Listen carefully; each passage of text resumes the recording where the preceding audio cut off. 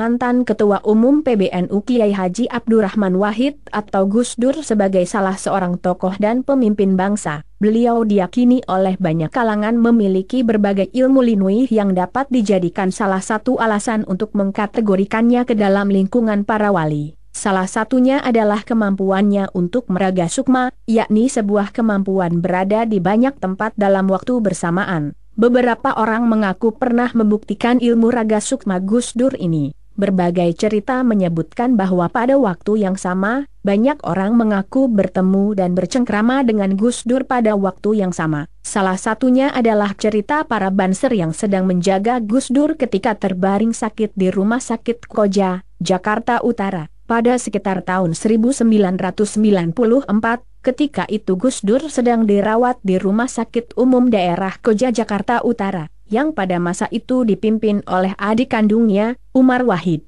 Gus Dur sedang terbaring di kamar dengan dijaga oleh dua orang banser. Seorang banser tampaknya bertindak sebagai komandan. Bila malam hari, kedua banser ini berjaga bergiliran, salah satu tidur dan seorang lainnya terjaga. Hingga pada suatu ketika, seorang yang bertindak sebagai komandan berkata pada temannya, "Saya keluar sebentar, tolong jaga Pak Kiai dengan baik. Tidak lama, saya segera kembali." Dia pun segera berlalu. "Siap," jawab sang banser dengan bersemangat. Sepeninggal temannya, dia pun segera masuk ke kamar perawatan dan duduk di sebelah Gus Dur yang sedang terbaring di atas tempat tidur. Tidak berapa lama, Gus Dur terbangun dari tidurnya dan mengajaknya keluar mencari udara segar. Dengan tertatih Gus Dur mengajaknya berziarah ke makam Habib Hussein Al-Haddad di dekat pintu Pelabuhan Indonesia, Pelindo. Letak makam tersebut hanya berjarak sekitar 400 meter di seberang jalan raya pelabuhan di depan Rumah Sakit Koja. Sang banser pun dengan setia mengikuti Gus Dur yang berjalan tertatih-tatih.